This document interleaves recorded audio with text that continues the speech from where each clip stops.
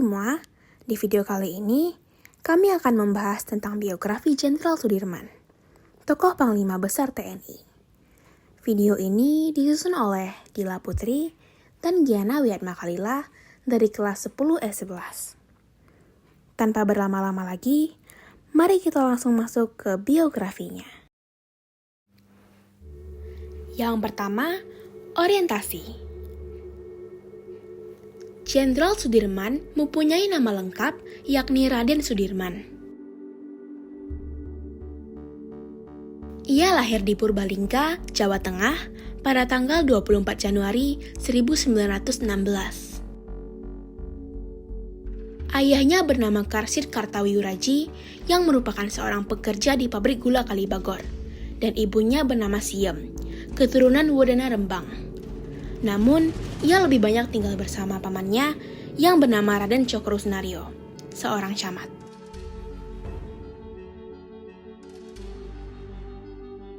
Pendidikan Sudirman dimulai di sekolah pribumi HIS, Hollands Inland School, kemudian pindah ke sekolah taman siswa, dan akhirnya ke sekolah Wirotomo. Meskipun mengalami kesulitan keuangan, Sudirman tetap rajin belajar dan aktif dalam organisasi keislaman di lingkungannya, termasuk program kepanduan yang dijalankan Muhammadiyah. Ia juga menunjukkan kemampuannya dalam memimpin dan berorganisasi. Yang kedua, masalah atau peristiwa kejadian. Saat Jepang datang, situasi menjadi semakin tidak menentu. Sudirman memutuskan untuk bergabung dengan PETA atau Pembela Tanah Air di tahun 1942. Disinilah ia mulai menapaki jalan militer. Namun tidak mudah. Sudirman harus menghadapi berbagai dilema melawan penjajah atau memanfaatkan pelatihan dari mereka untuk melindungi rakyatnya di masa depan. Ketika proklamasi dibacakan pada tahun 1945, Sudirman langsung mengambil peran penting. Ia dipercaya menjadi komandan dalam pertempuran melawan tentara sekutu di Ambarawa. Dalam kondisi pasukan yang minim persenjataan, Sudirman mampu memimpin dengan strategi cerdas. Kemenangan di Ambarawa membuat namanya melambung, dan pada usia 29 tahun, ia diangkat menjadi Panglima Besar Tentara Nasional Indonesia. Tugas besar menantinya.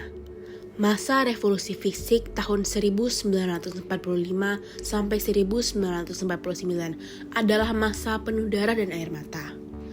Ia memimpin tentara melawan agresi militer Belanda, menjaga semangat kemerdekaan tetap menyala. Di tengah pertempuran itu, Sudirman jatuh sakit. Ia menderita tuberkulosis parah. Namun, penyakit yang mematikan pun tidak bisa menghentikannya. Dalam kondisi tubuh yang sangat lemah, Sudirman tetap memimpin gerilya, dibopong di atas tandu dari satu hutan ke hutan lain. Ia menolak meninggalkan medan perjuangan, karena baginya pemimpin sejati tidak akan mundur sebelum bangsa merdeka sepenuhnya. Perjuangan ini berperan besar hingga Belanda akhirnya mengakui kedaulatan Indonesia. Setelah Belanda mengakui kedaulatan Indonesia pada 27 Desember 1949, perjuangan panjang Sudirman mencapai titik akhir. Tubuhnya yang telah lama digerogoti penyakit tidak sanggup lagi menahan beban perjuangan yang berat. Ia wafat pada 29 Januari 1950. Hanya beberapa minggu setelah cita-cita besar bangsa Indonesia terwujud secara resmi. Yang ketiga, reorientasi.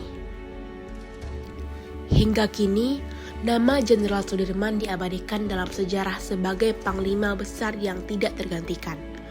Jalan-jalan utama, sekolah, bahkan museum diberi nama untuk menghormatinya. Sosoknya menjadi teladan abadi bagi generasi penerus bangsa, bahwa perjuangan dan pengabdian tidak selalu tentang kekuatan fisik, tapi tentang keteguhan hati dan cinta pada tanah air. Jenderal Sudirman membuktikan bahwa meski hidupnya singkat, tetapi perjuangannya abadi. Ia adalah simbol keberanian, kehalusan, dan jiwa kepemimpinan sejati. Warisannya bukan hanya kemenangan militer, tetapi semangat untuk menjaga kemerdekaan dengan rasa tanggung jawab dan cinta yang besar pada bangsa.